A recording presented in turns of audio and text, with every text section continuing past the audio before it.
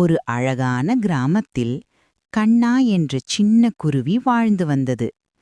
கண்ணா மிகவும் சுறுசுறுப்பானது, ஆனால் கொஞ்சம் அவசரக்காரி. ஒரு நாள் அது பறந்து கொண்டிருந்தபோது கீழே ஒரு விவசாயி விதை விதைப்பதை பார்த்தது.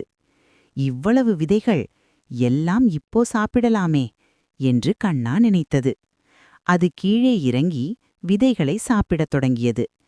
அப்போது வயதான ஒரு ஆமை மெதுவாக வந்து சொன்னது, கண்ணா, இப்போது சாப்பிட்டால் நாளை பசிக்கும், கொஞ்சம் காத்திரு.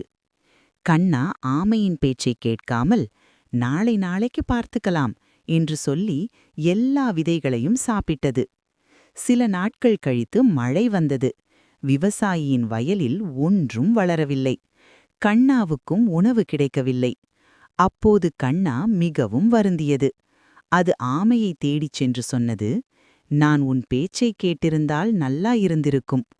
ஆமை மெதுவாக சிரித்து, பரவாயில்லை கண்ணா, தவறுகளிலிருந்தும் நாம் கற்றுக்கொள்ளலாம் என்றது. இருவரும் சேர்ந்து கிராமத்து மக்களுக்கு உதவி செய்து புதிய விதைகளை விதைக்க உதவினார்கள். சில நாட்களில் வயல் பசுமையாய் மாறியது. கண்ணாவுக்கும் தினமும் உணவு கிடைத்தது. அன்று முதல் கண்ணா பொறுமையும் சிந்தனையும் கற்றுக்கொண்டது.